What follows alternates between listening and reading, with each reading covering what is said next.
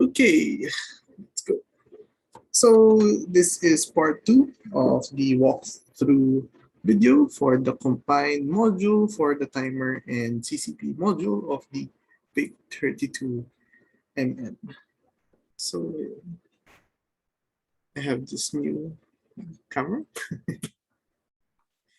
that should help us later on. Okay, so napag-usapan for the last video was on timers. So timers, basically, nagka-count lang sila ng time. And then you can think of yung timer register natin as a, siguro pwede siyang analog value. So your timer, it's timer 1. It starts at 0. And then eventually, umaakit siya hanggang kung ano man yung PR value natin. R1. And then babalik siya to 0. So, akit na siya ulit. So, ayun, pwede mo isipin any point between here, yun yung value nung time nag-elapse. So, kung yung PR value natin is 1K cycles, yung dito sa gitna, nasa 500 cycles yun.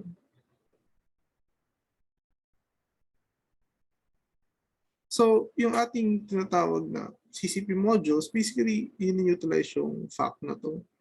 And, ayun, before actually move on dun sa functionalities with this, unahin natin yung timer ng ating CCP module. So, going back actually sa introduction, makikita natin siya dito.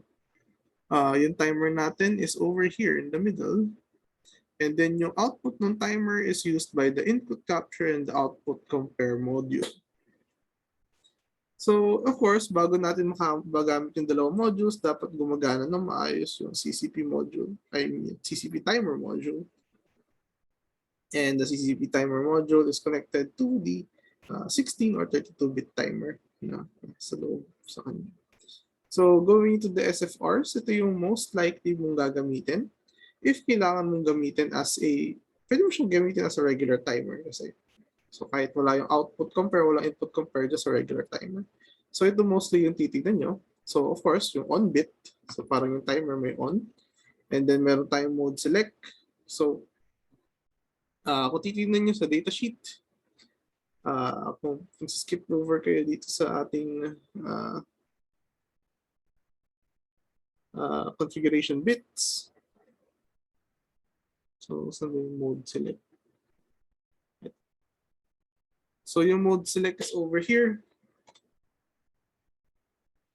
Actually, meron siyang kapartner na bit, which is yung capture, compare, mode select. So, either input ang ating device or output. So, if you want to use it as a regular timer, the timer generates an output. So, dito tayo sa output mode. So, output compare or timer mode. Tapos, dun sa mode select, madami tayong options. So, pag plain na 000, yun yung normal timer lang siya na walang ginagawa. So, yung pag naglagay tayo ng ito, para 001, doon siya magiging output compare module. O kaya pag 001, may input compare module din siya. Pag si CC select ay 1. So, yun yung mode. And then, meron din tayong 32-bit mode. So, as mentioned before, ang CCP module, meron siyang dalawang 16-bit timer na kaya niya i-combine to form one 32-bit timer. So, paano nangyayari yun? Siguro, we can skip over to the actual timer registers. So, recall, pag dun sa regular na timer natin, dito sa taas, meron na tayong timer 1 na register. So, isang register lang siya. But for the CCP timer, dalawa siya, timer L at saka timer age. So si timer age, siya yung nagre-represent nung timer value ng secondary timer, timer L yung sa primary. And if nag 16-bit mode tayo, may kita mo dito. Actually, hindi ata nakalagay dito. Pero kasi si timer age at si timer L, magkatabi lang sila in one register, yung CCP3 timer. So yung buong CCP3 timer na 32 bits, yun yung ginagamit natin sa 32-bit na operation. Pero pag meron tayong dalawang separate 16-bit, ina-access mo tong dalawang ito individually. Then same with the period register. So meron tayong period register doon sa primary and period register doon sa secondary. And if 32-bit mode tayo, kinaka-combine lang natin sila. So yung skinip ko lang dito yung timer prescale. So may prescaler din siya like our regular timer. Although note here, titignan natin, ang prescaler values natin ay 1 to 1, 1 to 4, and 1 to 16, and 1 is to 64. So compare nito doon sa ating timer 1 timer 1 na prescalers, which are from 1 to 1, 1 to 8, 1 is to 64, and 1 is to 256. So medyo okay, meron siyang advantage na pwede tayong gumamit ng 32-bit na timer, pero ang ating prescaler hanggang 64 lang siya. And then yun, of course, pwede mo rin select yung source natin for the clock signal. So pwedeng input pin, secondary oscillator, or yung default, which is yung system clock. So since medyo sanay naman dapat kayo dun sa 16-bit na operation, well, ito yung example ng configuration for a 32-bit na timer. So of course, pag nagko-configure, usually gawin mo 0 muna. And then, ayun, si T32, gawin mo lang 1, enable 32-bit. Yung prescaler na gusto mo, and then yung PR value na kailangan. So pag nagsusunod tayo dun sa PR value, we write doon sa CCP 1 PR. So hindi natin kailangan i-access yung bits na PRH or PRL. And then, pag nagsi-16 bits naman tayo, ayun, similar lang din. Pero, pag nagsusulat tayo sa PRL and sa PRH, ayun, CCP1 PR bits, .PRL, and then .PRH. And then, pag nire-reset na natin siya, yung timer bits .timer L and timer H. So, ganun lang. Medyo hindi naman masama. So, ito, siguro we can have a demo of this one. Open na natin si MP Lab.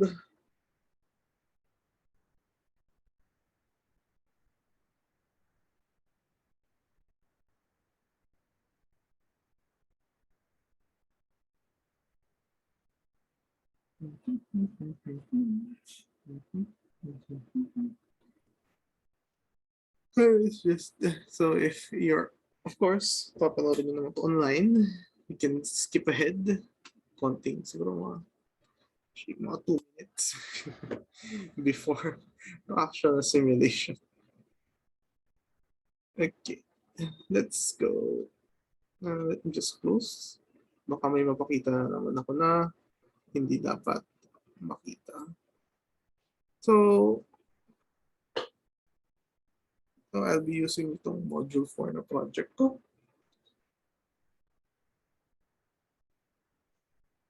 It's taking some time.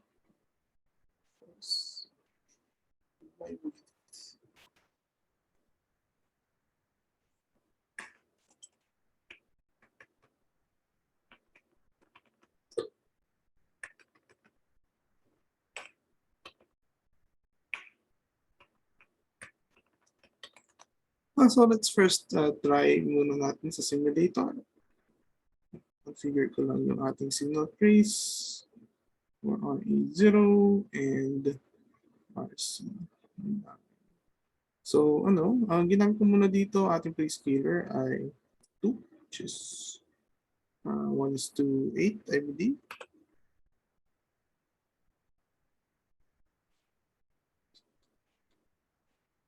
And 1:16. So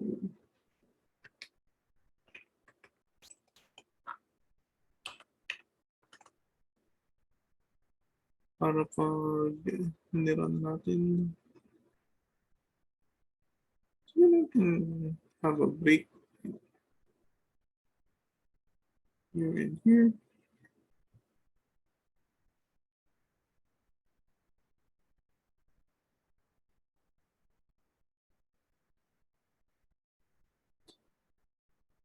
Let's run. Let's run. Mr. Golden. So first, it's just using the simulator. And ayun. So si timer age, siya yung mas maikli. So siya yung mas una nag-trigger. Timer age 10 lang yung sa kanya. Si PRL nasa 50. So you can expect 5 times pa magta-toggle si lat C9 before natin makita magbago si timer L.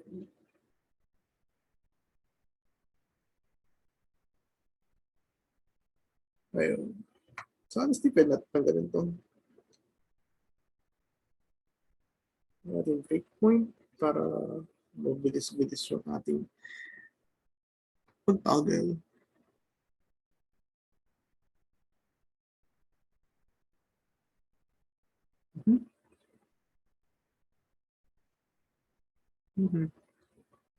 And so, one more for the luck.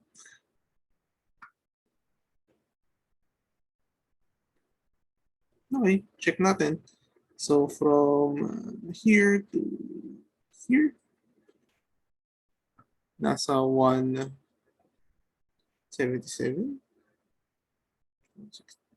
So 16 times 10, 160. So around 160 siya. 170, 160. And then, naman, 800. So 50 times 16. So 800. So, right. Then we can also try uploading this to our board. Laki lang natin yung grid register values. So remember si lat A0, si LED 0 ay triggered by timer L, which is yung mas mahaba. And si LED 2 yung mas mabilis or mas maikli yung kanyang timer period. So, lipat natin siya sa dikit. So basically, yung usage niya is exactly the same as a regular timer. Ang only difference lang natin dito, meron tayong extra steps sa configuration kasi may additional modes tayo na kino-consider for the CCP module. So if we upload this code, we should expect yung ating mga LEDs magbe-blink at 2 different frequencies. In a minute. And then going and yeah. So si LED 2 looks like steady pero medyo mabilis siya mag-blink right now. Siguro pwede kong dagdagan para mas maging obvious. Gawin natin 6 and 4. Kasi based sa frame rate natin, mukhang hindi nag-blink si LED 2. But it's blinking very, very fast. Faster than LED 1 as expected. So, yung bago nating speeds. So, not sure if nahalata nyo, pero mas mabilis mag-blink si LED 2 kay LED 1. And ayun. So, nag-run sila independently, pero sabay silang sumisindi. And sabay din sila nagbibilang. Okay, going back to our module. So, ang timers ng CCP, pwede rin natin silang gamitin with our interrupts. Although, since dalawa silang timer, dalawa silang interrupts din. So, kung tingnan natin yung vector table natin or yung interrupt table, we have 2 interrupts related to each CCP module. So, meron tayong CCP vector and meron tayong CCT module. Right? CCT vector. So, if we're operating as normal timers, ating pag 32-bit tayo, ang ginagamit natin na vector is yung CCT na vector and yung kanyang corresponding na flags and priority bits. So kung 32-bit, gagamitin natin si CCTX or CCT1 and si IFS 0 and IPC 720 to 18 na bits and IFS bit number 30. Pero in 16-bit operation, each timer will be using a unique interrupt source. So yung secondary timer, siya yung gagamit sa CCTX and si primary timer yung gagamit sa CCPX na interrupt. So essentially, pag 32-bit, ito yung gagamitin. Either 32-bit or yung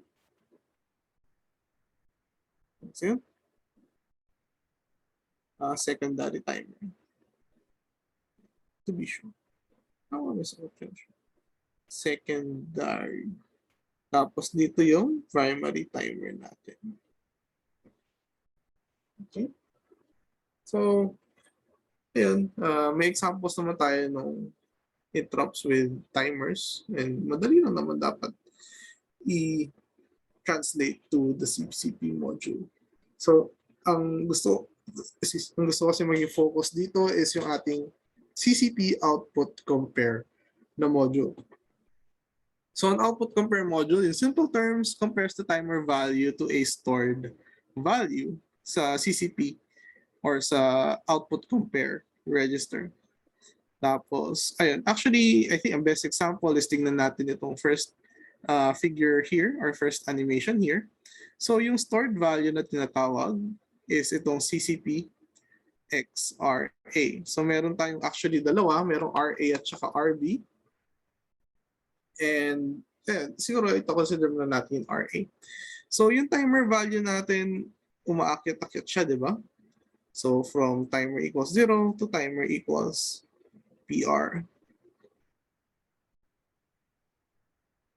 And if yung timer value natin reaches yung point na mag-equal siya kay register value, mapapansin natin yung output is magtra-transition siya. And then pag nag-roll over yung ating timer, babalik din yung ating output compare na output ng OC module. So essentially yun nga, kino-compare niya si register value, CRA, with the timer value. And if si timer value mas mababa, the output is 0. Pag si timer value ay mas mataas, the output is high. So yung output high. Then, for output low, baliktad lang. Default siyang high, bigla siya mag-low. And then, ayun, may option din to have two buffers. So meron tayong RA, and then dito rin papasok si RB.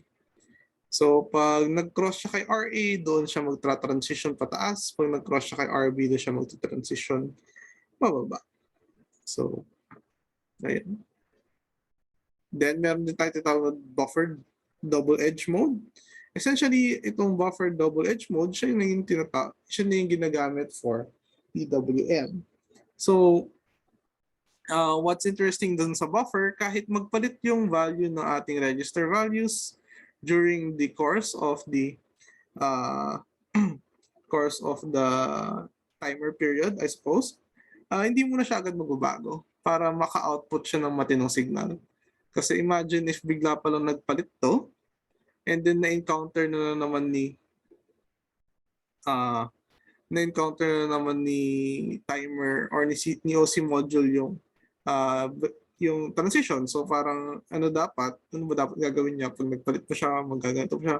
So parang hindi na natin problemahin yon kung ano mangyayari dun sa part na hindi tayo sure kung aling output yung or aling register value yung susundan.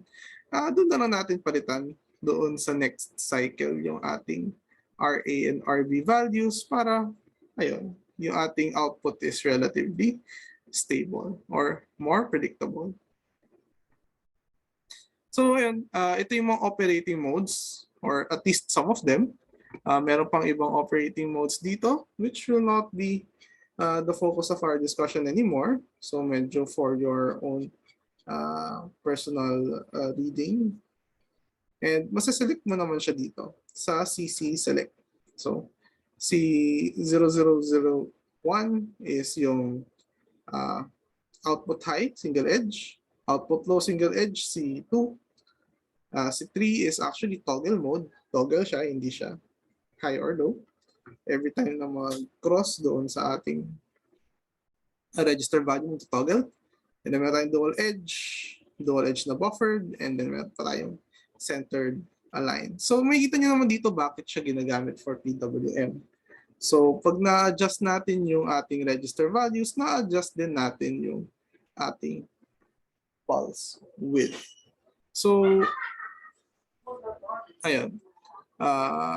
So paano natin siya i-configure? So ito yung mga register values na or special function registers na kailangan natin take note. So of course, yung capture, compare, select para alam natin kung input capture tayo or output compare. And then yung mode select, I think yan, pinakita ko na dito. And then of course, yung enable. So merong output compare modules na madaming output. So for each output, meron tayong isang enable bit. So I think pwede natin actually check dito. Pag tingnan natin CCP1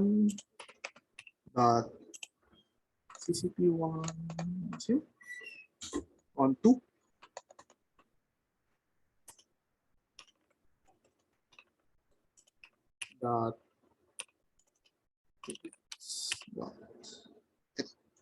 OC. So meron tayong OCA, B, C, D, E, F. And then we can check yung ating pin diagrams. Meron tayong makikita OCM1C, OCM1D, OCM1A, OCM1E, OCM1F. So actually, pwede tayong mag-output sa lahat ng yan. And kailangan lang natin enable yung corresponding enable bit niya dito. So, for example, si RA0, doon nakakonect si LED. Natin is ito, si RA0 ay connected kay OCM1E. So, kung gusto natin gamitin si RA0 for the output compare module, yung OCE enable natin, siya yung isa-set natin as 1. So this line corresponds to enable output compare on pin RA0.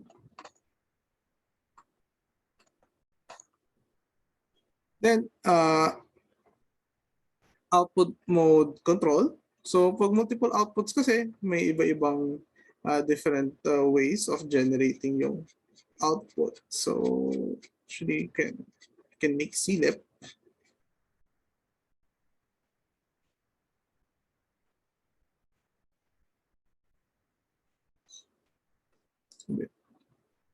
At output mode, so usually yung ginagamit lang naman natin yung steerable single output mode. Pero if you are using dynamos or DC motors, for example, medyo titignan mo rin yung other output modes dito. So, pero medyo outside the scope na ating discussion for now. Then, ito OC output polarity. Basically, kung gusto mong i-negate yung output, dito mo siya isa-set. And then yun, pinaka-importante yung ating compare registers, CCP RA and CCP RB. So, as you can see, madami pang iba dito. And ang nilista ko lang dito sa module is yung mga pinaka-gagamitin nyo for generic na implementation. And ito nga yung mga operating modes. And then, and so we can use interrupts with the output compare module.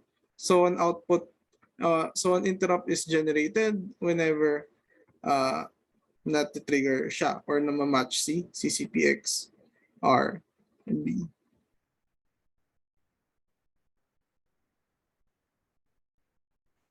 And pag double edge yon CCP RB, pag single edge mode, for example here,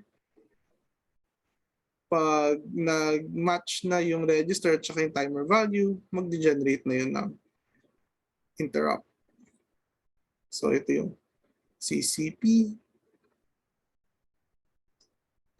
interrupt. So pag nag-timer rollover ba gagawa ng interrupt? Actually hindi. Pagka naka-output compare mode tayo, yung CCP timer is triggered by the secondary na timer. So yung timer. So ang sinusundan pala natin dito, pag naka 16-bit mode tayo, is yung primary na timer. And then pag naka 32-bit mode, isa lang naman yung timer register. So isa lang yung susundan niya. So ayun, note lang na yung timer dito na associated is yung primary.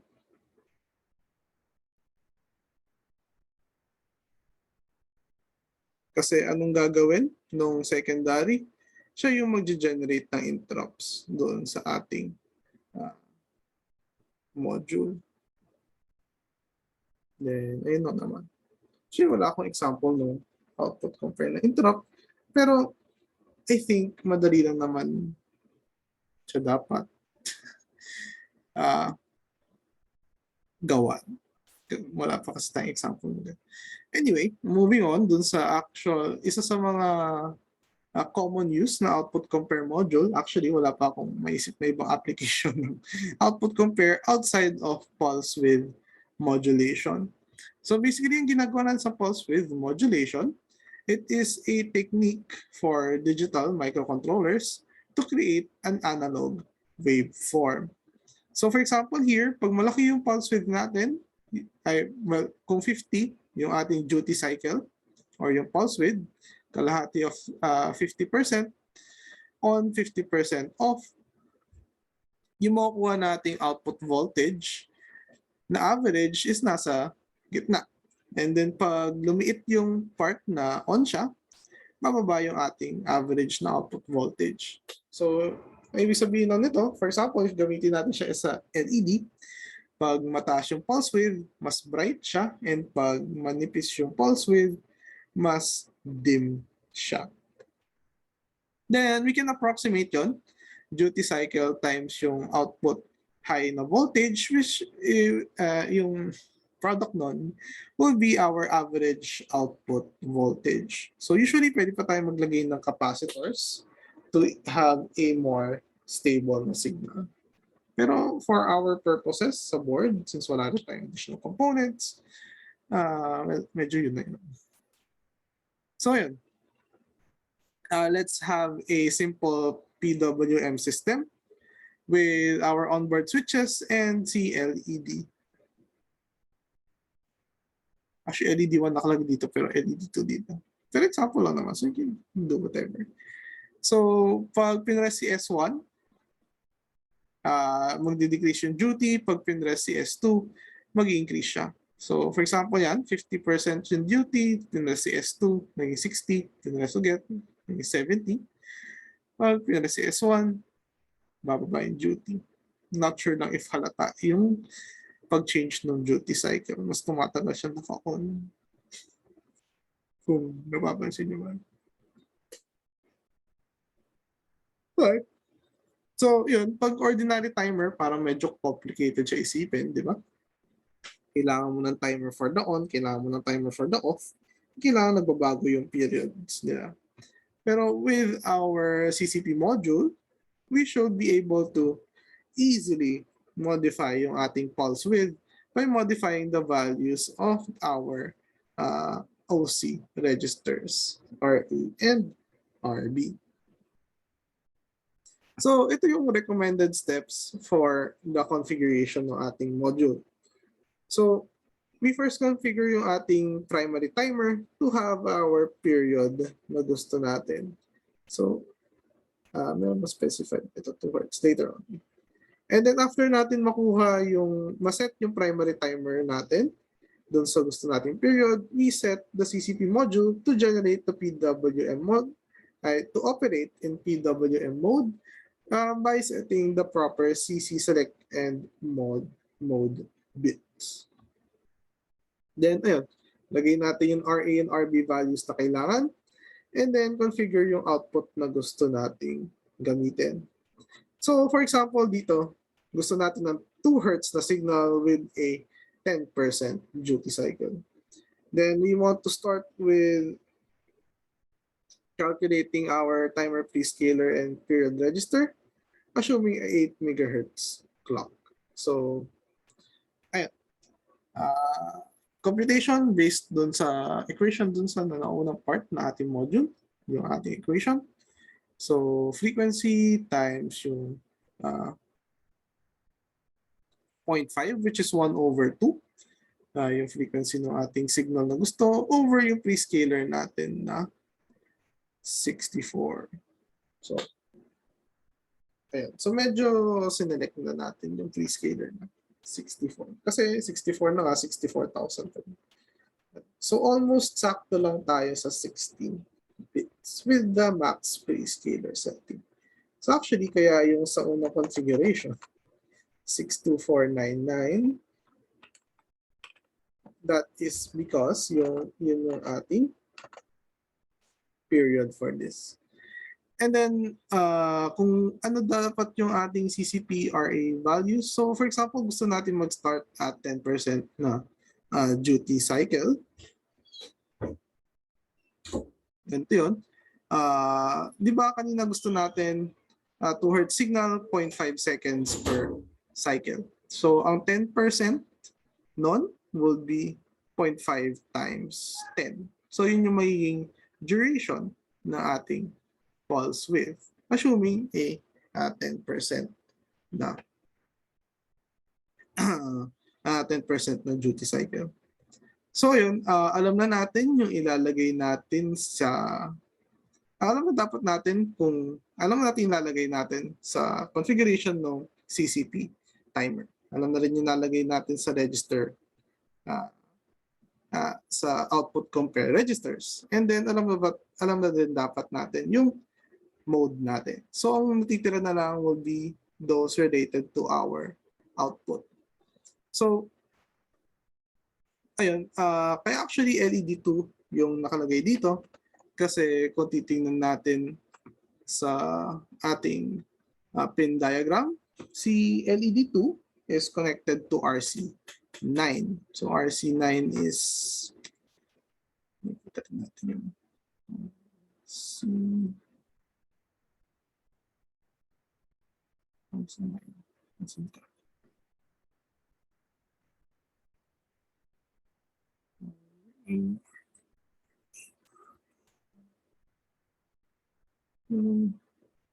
si RC9, hindi siya connected sa kahit anong output compare module. So, syempre pakaba. Pero connected siya to RP19. So, RP19 means it is a reprogrammable pin. So, looking at yung ating section on I/O ports, meron section dito about reprogrammable pins. So, ito yung reprogrammable na inputs. Ito naman ang reprogrammable na outputs. So, one of our reprogrammable output options is yung output compare module. So, kailangan lang natin i-configure si RP19 to be connected to our OCM, either 2 or 3 na output.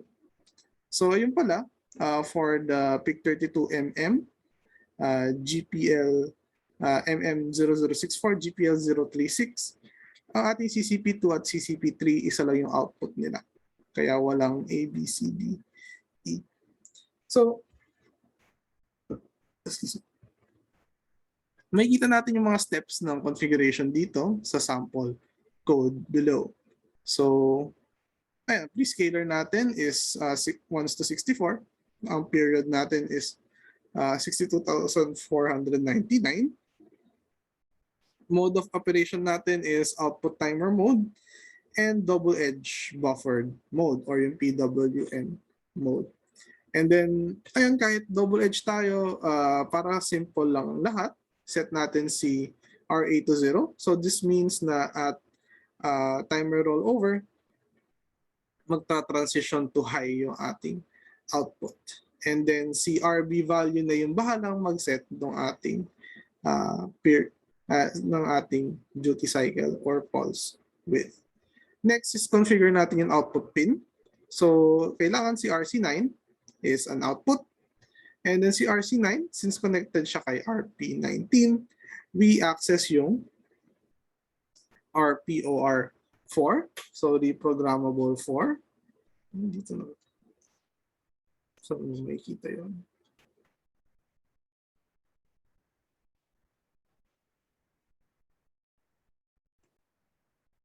Ito.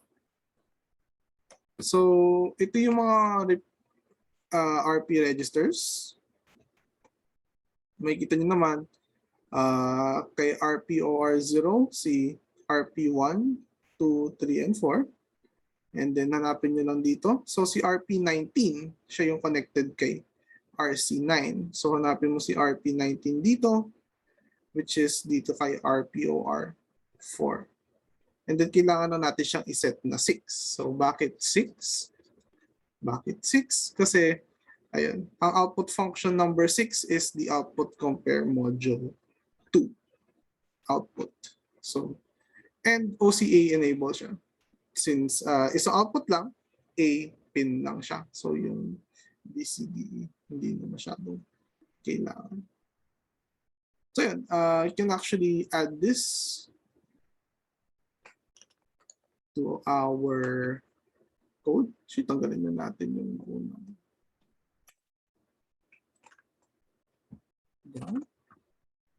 And then actually, this is already usable. If we try and upload this,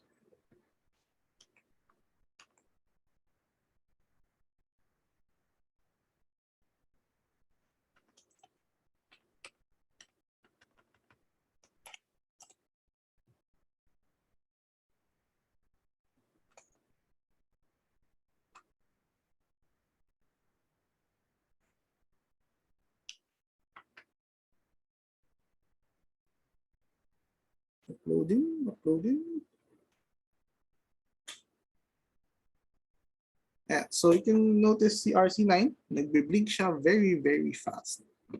So that is yung 10% pa lang yung ating RB value. So let's say, i-multiply natin ito by 5 or 6250 times 4. So with this, we can expect na magiging 50% yung duty cycle ni LED2.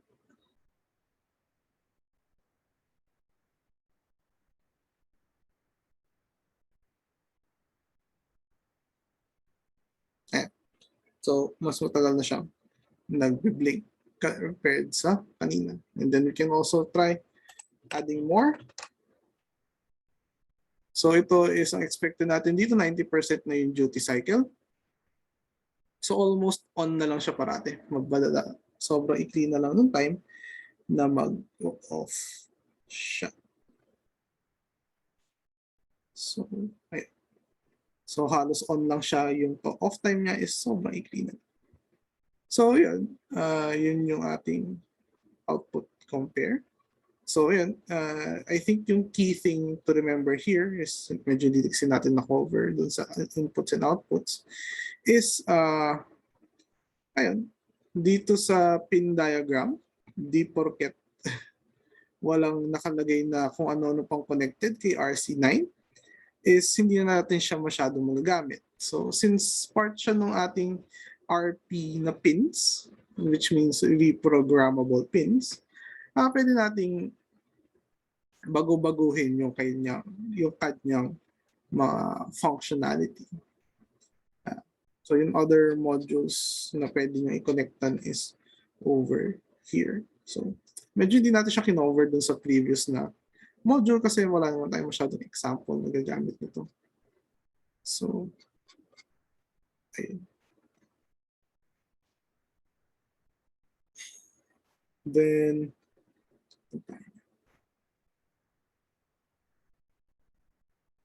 ayun. So, yun yung nakakontrol natin yung output compare module. Pero, di ba, gusto natin gumawa ng PWM na system. So, kailangan natin i-incorporate yung ating mga push buttons. So, ito yung ating code dito, below. So, ito lang sa simula is configure them as input and as digital inputs. Call yung ating configuration na function. Ito, basically polling lang para madali lang. Poll RB7, pag na-press siya is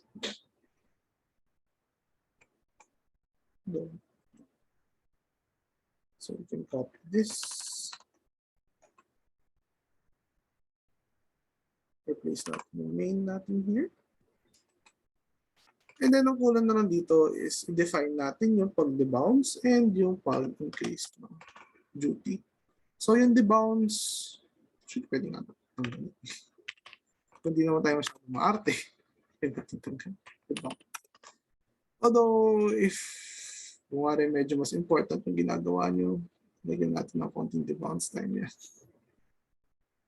So, define natin yung pag-increase and decrease ng duty.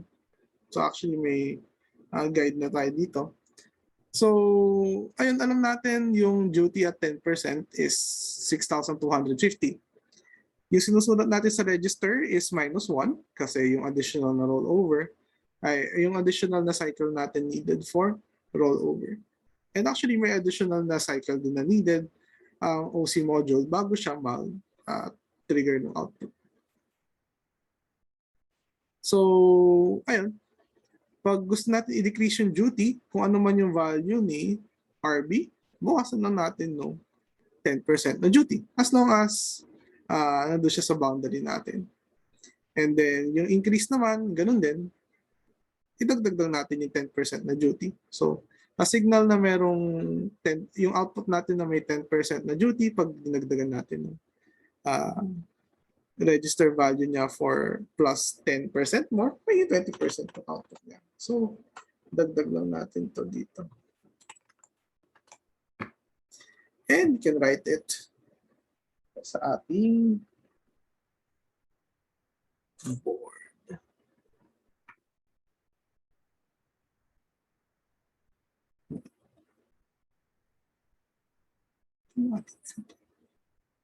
Yeah.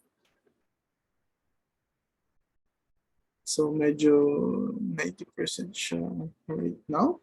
So, pinindot ko si RB7, it should slow down. So, pinakapindot ko si RB7, so bumaba ang kanyang duty cycle and parang kumikislap na lang siya na sandali. So, if I add 1, 2, 3, 4, nasa 50% na yung duty cycle. Yan. Yan. Alright.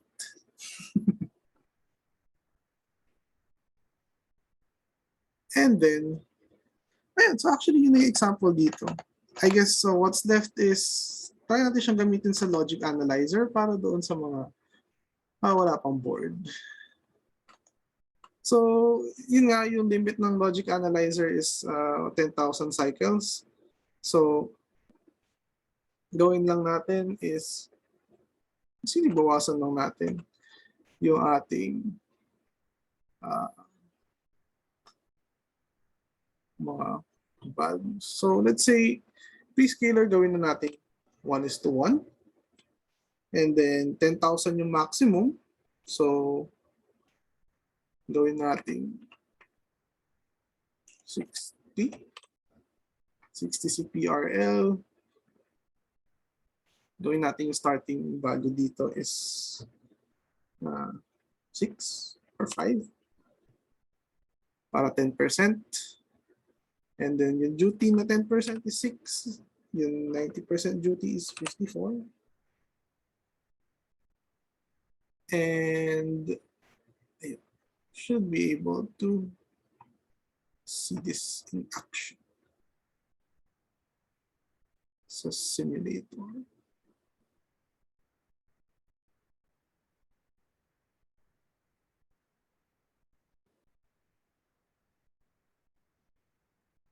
Now yun, baka medyo mahirapan kayo sa nilalagay yung breakpoint. Every time magdagdag na additional na if statement dito. Pwede natin check CCP2 timer.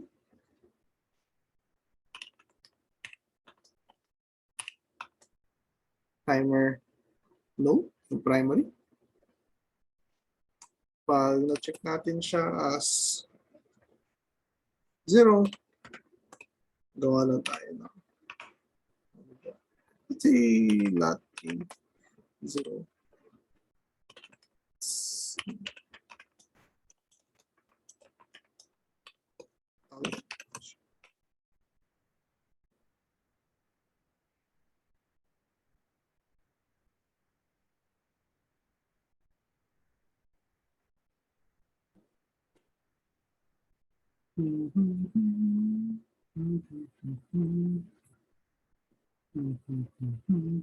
Okay.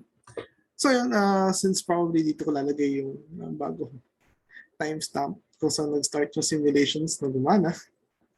Ang nangyari sa, ay may dinagdag akong part dito na magtotoggle ng ating RA0 basically. Whenever makatch natin si timer L na 0 para mas madali tayong mag-set ng breakpoint. So, ayan. So, several cycles natin makita. So, nasa 10% lang yung duty cycle. And then, let's introduce yung ating stimulus na pag-press ni RB13. So, ayan, low siya. Register siya. Increase yung duty cycle natin. And release natin yung pagkaka-press. And ayan, we should see na yun, tumaas yung ating duty cycle. So, press lang natin ulit para lumaki pa.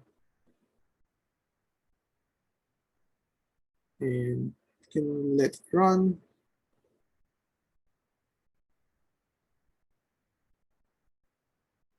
Parang hindi siya lumaki. Lumaki ba siya? Siguro, toggle natin din.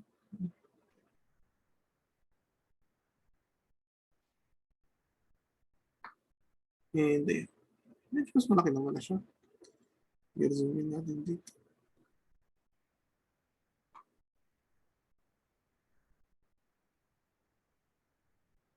From here to here, mukha naman lumaki. Medyo maliit na lang talaga.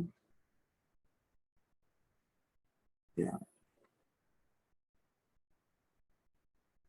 6 cycles lang. So, medyo maliit.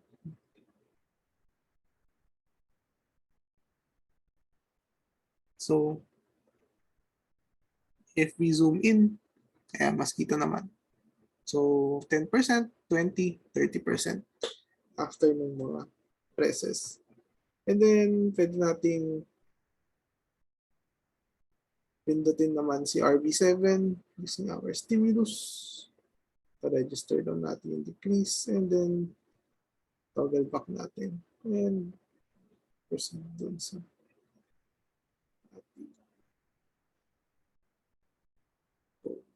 yeah. So, ayun, after nung press dito sa kabila, noticeable naman from this much duty cycle, bumaba siya dito. And note na naghintay po na siya ng isa pang cycle bago niya ipakita yung change in the duty cycle. So yan, yun yung results ng ating simulation. And actually, pwede rin natin itong i-upload. So, ito yung case na medyo mabilis lang yung duty cycle na i-upload natin. So, hindi natin siya makikita mag-blink. So, ano kaya makikita natin? Upload natin sa Pikit.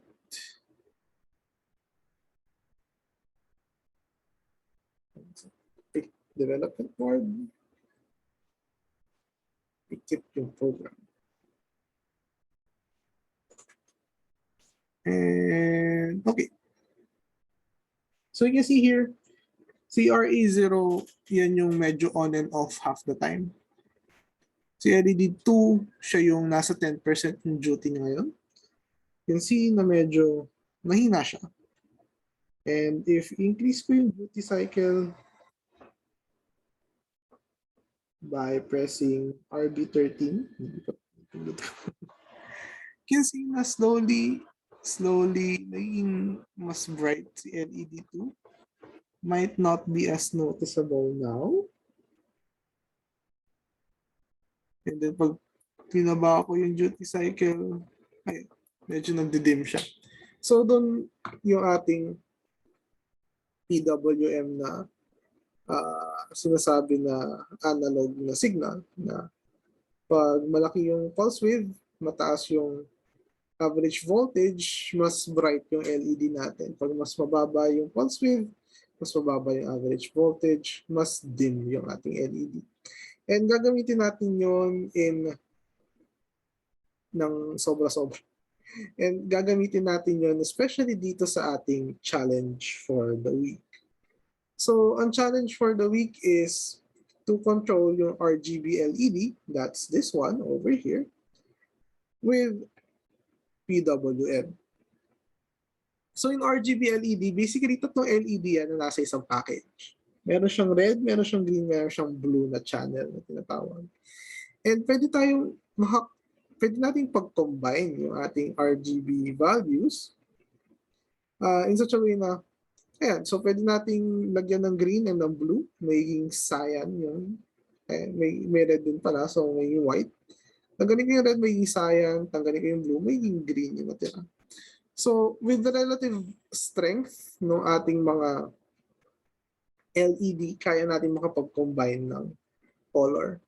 So, yung sa ating DevBoard, ito na yung sa schematic, si red ay connected kay RA3, si RB12 ay connected kay green, and si RA2, siya naman yung connected kay blue. So, you notice here na may ginamit na transistors. So, basically, amplifier lang yan. Kasi hindi kayang i-drive ng ating peak, yung ating LED. Medyo malakas kasi yung current. Pero, the premise stays the same. Pag tumaas yung output mo dito, wag naman sana tayo matakot sa BJT. Pag tumaas yung output natin dito, yung voltage natin dito ay bababa to VSAT. So, lalaki yung voltage drop natin. And kaya mag-turn on ni RGB LED. Kasi pagka bumaba naman to, open circuit to, maging off yung transistor, maging off, floating yung point na to, walang current na dadaan. So, basically, ganun din siya. Pag high si input, on si LED. Pag low si input, off si LED. So, ganun. Ganun.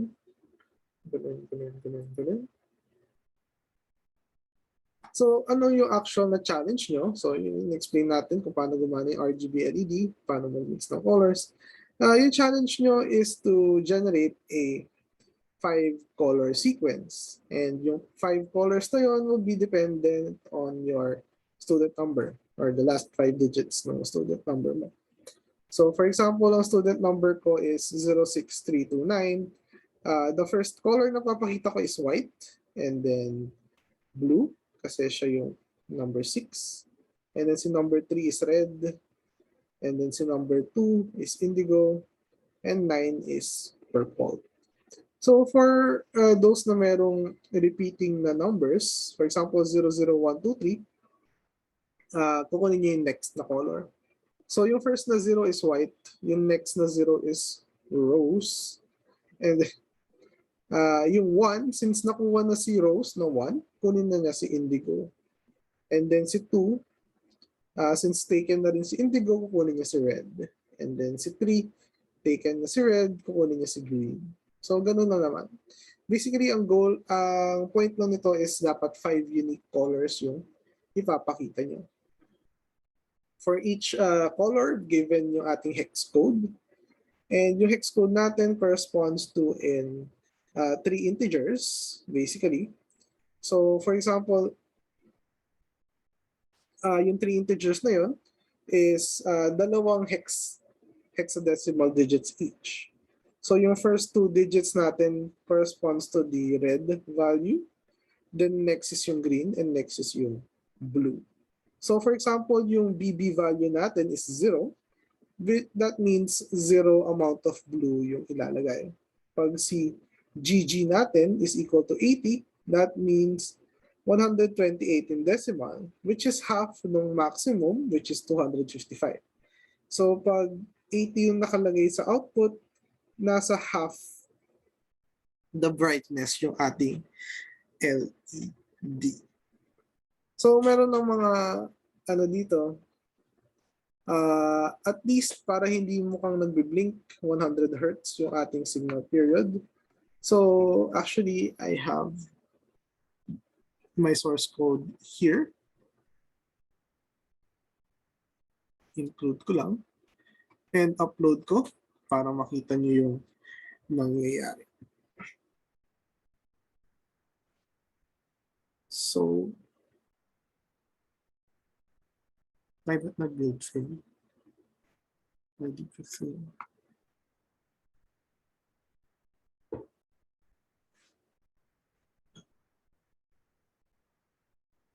Okay. Kailangan ko itong include.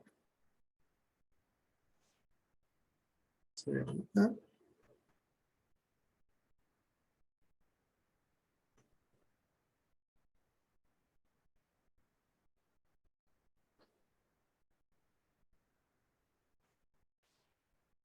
So, ang last 5 digits ng student number ko ay 06329. So, first na color is white. Pag pinindot ko si button, magiging blue, and then red, and then indigo, and then purple ba? And yung purple. So, that is red. Hindi naman ang sequence na ito. But basically, ang point is 5 different colors. If you're having difficulties looking at yung color, pwede tayo maglagay ng medyo opaque na material, like a white face mask, para ma-diffuse yung color. And, ayan, may ito yung sa face mask yung actual na color. Parang mali yata yung sequence na ito.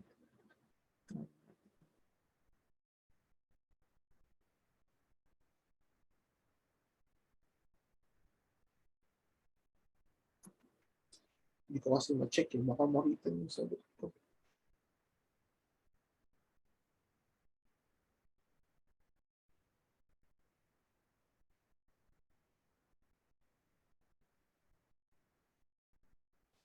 Okay, start tayo with white. But hindi blue. Kaya tayo kulay. But anyway, you get the point. Pagkapindot, mag-iiba yung kulay. Apparently, mali yata yung select ko na colors. Dun sa ating, and sa aking code dito. Well, pwede ko naman i-edit sandali na mabilisan. Check ko lang. So, record ko ulit. Essentially, yung ito, yung makikita nyo dapat 5 colors na nag-change. I think na-replace ko yung purple with green. Kaya green yung lumilitaw. And then, you should be able to also check it out sa logic analyzer. Although yun nga, meron akong problems with the CCP1 module. Hindi ko actually makuha yung output niya dito sa logic analyzer. Pero makikita nyo rin dapat dyan, ito. I think yung last one is I replaced purple with either yellow or green. Kaya mas malaking green niya instead of yung purple na malaki si blue or si RE2 si blue, si RE3 yung red. Okay. Anyway, ayun, ito rin example kung ano makikita nyo when you implement it properly. And yung checking pala is separated into 3 milestones para naman hindi siya all or nothing. So, successfully configuring the RGB LED to show at least one color except white using the CCP module. So, hindi tayo pwedeng CCP module, technically pwedeng gamitin yung timers lang, pero you're defeating the purpose of the exercise if i-timer nyo lang siya gamitin. And then next is configuring the RGB LED to switch between 2 colors when S1 is pressed. So, full specs is 5 colors. Milestone 2 basically is 2 colors. And then, ma-implement yung buong color cycle, 60 points. Yung 5 color na cycle, 60 points. So, 20 points yung first milestone, isang color, 2 colors, 5 colors. Then, yun, if hindi nyo na-complete lahat, ilagay nyo sa comment ng code para sa checker, mas madaling alamin kung aling part yung natapos mo. So yeah, tips and hints, cover it with a white piece of paper or cloth to diffuse the output light to have a better mix of the colors. And then, ito rin pala, approximate lang yung ating system na ganito, yung direct na translate na 128/255 yung naging brightness ng ating LED. You can implement your own scaling if mas magiging tama yung itsura ng colors. Pero for checking purposes, ang titignan lang naman talaga is yung mga pulse width values natin. Then ayun, if meron tayong code from our previous modules, you can use it as a starting point, especially for input handling. Then ayun, ang aking biggest hint dito or tip is to focus on configuring one CCP module to work on either the red or the green or the blue. And then pare-pareho na lang naman na yung settings or configuration ng iba doon. So mag-iiba lang siguro yung sa output niya. Then that is technically the end of this module. Itong input capture na to is more of theoretical lang since hindi natin siya matitest properly. So siguro explain ko lang din shortly kung anong ginagawa ng input capture na module. So recall yung ating timer, umakit yung value niyan from 0 to our period register. Ang input capture, basically, i-monitor niya yung isang input which probably starts as 0 and biglang magiging 1. So, at the moment na naging 1 yung input, kukunin niya yung timer value na corresponding. And yun yung isa-store niya kay CCP next buff.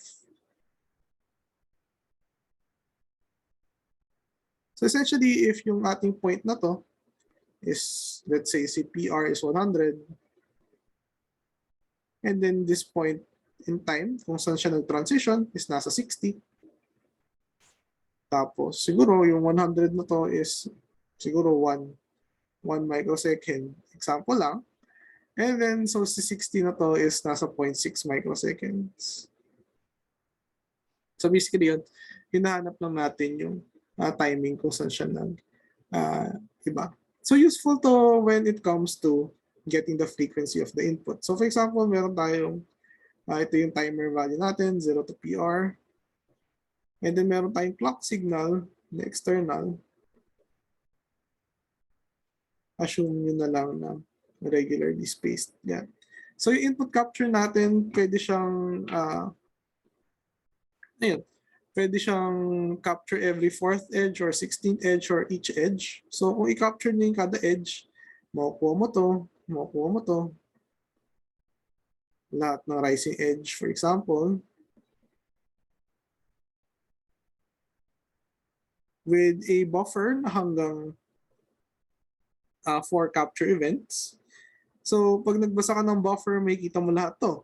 So let's say nasa 10 to, 20, 30, and 40. So may kita mo sa CCPX buffer mo si 10, 20, 30, 40. And useful to, for example, alam na natin yung, mapredict natin yung ating frequency ng signal. Since between rising edges, meron tayong 10 cycles. We can say na 10 cycles per rising edge. So kung ang 100 cycles ay 1 microseconds, ang 10 cycles is 0.1 microsecond. And 1 over 0.1 microsecond. So, ano yan, 10 megahertz probably. So, nasa 10 megahertz yung signal na to in that case. So, yun yung usual na use na ating input capture. And pwede din siyang mag-detect ng sequences. For example, meron tayong maliit, manipis, malapad, manipis.